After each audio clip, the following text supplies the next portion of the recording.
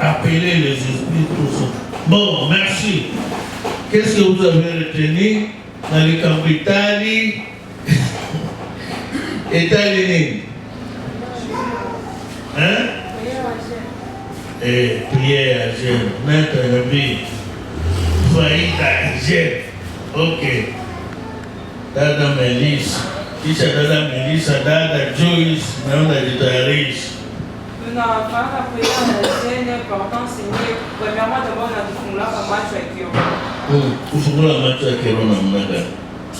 Donc tant que uko na donc unajiprive kwa na kukula au kuomba Mungu ndio Mungu anakufungula macho kuona ba kingine. Bon, merci. Inafungulaka mtu macho. C'est-à-dire on a vitu ilikuwa napitana kukiza kutenea. Bible inasema Deutéronome 29. Les choses cachées sont à Dieu. La révélation c'est pour les enfants de Dieu. Pour que Mungu akurevelee mambo anatia processus moja. Iko mingi. Hapa kujene na fait partie ya kufungula mtu macho ya nini? Ya kiroho. Dona kama Mungu na balozi bafuma bapendake kwa habata kupendea juma na sio taanza kuomba Mungu atafungula macho utajua utaona vya mimi. Kama unapenda kuomba atakutuma pale makanisa yako ya kuruhusu kama pepo mashetani. Oui, merci. Yeye anafungula macho ya kiroho. Exemple ya nani? Kwa tutakaita Daniel. Roi Nebukadnezar aliona ndoto anasahau. Anaambia balozi mafumu yake hata mtu mara kujua. Sema naomba kitu yenyewe hawezekani mpaka kwa Mungu yake. Na huko naomba ni esprit ya Mungu itakufungulia ndio Daniel anataka marafiki yake bakaomba Mungu akawafungulia ndoto na explication. Ndio na wewe kama Mungu alifungulia Daniel. Na wewe uko mambo ya mabaya na kuficha kwa maisha yako. Swati ya familia kamsho bila kukaza. Prière avec Dieu na fungua macho. Oui. Twende kwa waraka ingine. Prière avec Dieu inafanya nini? Inampa mtu nguvu ya Mungu. Prière avec Dieu inafanya nini? Inamfungulia mtu neema. Tulisema mimi, on ne peut pas perdre encore le temps là. Il faut mwe na tabia ya kusoma na mtumikisha hayo. Quand les choses ne marchent pas dans la vie, ingia jeune, quand il y a difficulté, maombi ya jeune inapunguzaka nini mapepo ya kifo. Maombi ya jeune inapunguzaka mapepo ya magonjwa. Una mingi tulisema. Amen. Voilà, là tunaona sixième élément. Yenye na sindikiza qui accompagne la prière. Ma sœur, avance ici à la première chose. Na mama vergane, unafanya kuenda dalikuwa nikala. Inafaa ujue, nukisha kuya hata mtu anakukataza. Wewe kwa maana yake mtu uko konti kama anambia nisijene. Manake kuna kitu maana fitikaka ya siri anaweka maombi tajua. Alors tout ça ni uwe na ufahamu espia kufunguliwa. Leo tuko naona sixième élément qui accompagne la prière. Sixième élément qui accompagne la prière, c'est la vigilance. Vigilance. Wakati unaomba inafaa ukuwe vigilant. Vigilance iko élément inakompanye mtu kumaomba. Usikwe kuomba tu bana kusukuma. Usikwe bana kusukuma. Non. Inafaa ukuwe na vigilance. Juu ya nini? Ukuwe na vigilance. Patusome kwenye Luc 21:36. Wakati unaomba, sixième élément c'est la vigilance.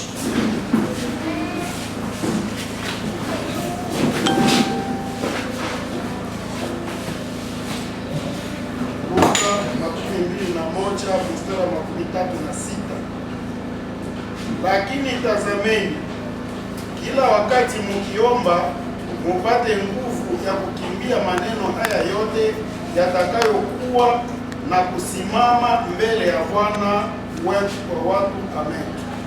Amen. Amen. Sixième élément qui accompagne la prière, C'est quoi? Nakayambia. Mama Myriel, hapana wewe tu vigilance. Kuswahili vigilance uko nasema nini? Vigilance ni mtu kwa sababu ile sentinelle. Mukenge lihala lake anafanya nini? Anasimamia, anachunga. Njoe jua kama ipo kujua kuchunga maombi. Mungu asikukataze maombi, hata baba yako mama yako. Ukwe vigilant. Pourquoi vigilance? Iko attention donc soutenir. Uko na attention soutenir juu ya maombi. Ndio sasa kama unaomba 12 ndio tunakula 12 ukule na mbele ya kukula hapo tunaomba tout le temps kulisha kuonesha prière personnelle et console. Maintenant uko na vigilance ya maombi. Juu ya nini uko na vigilance ya maombi? Biblia inasema Luc 21:36. Veillez et priez afin que vous ayez la force. Veillez de vigilance. Ukwe na vigilance kwa maombi. Kama unataka kufanya engagement na Mungu, kuombaka asubuhi. Kuombaka Mungu akupe nguvu, ukwe na uwezo wa kuombaka tujura asubuhi. Miji na magharibi na ukeshe. Esprit yako ifunguliwe, ukwe na kesha asubuhi mbele ya kutoka niombe. Nende ukanisi. C'est ça veiller.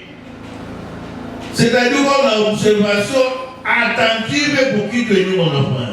Nous on a comme maman Myriel na mtoto wake tout le temps. Hata mtu akabeba kile tout le temps. Elle veille. Iko vigilant kwa mtoto wake. Na ndio wewe, juu ya nini wa vigilant kwa mtoto? Akapata maladi, yeye pekee ndio atateseka. Quelque chose ambeka mpigia mtoto. C'est ça. Na wewe kuwa vigilant juu ya maombi. Juu maombi ndio nafanya nini? Inakupa nini? Inaomba mtu nini?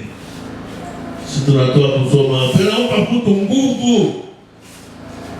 Kuwa na vigilance, kuwa na ufahamu. Kama ukaomba, utakuwa na nini? Na nguvu ya Mungu. Kama ukuomba, mama mpe. Kama ukuomba,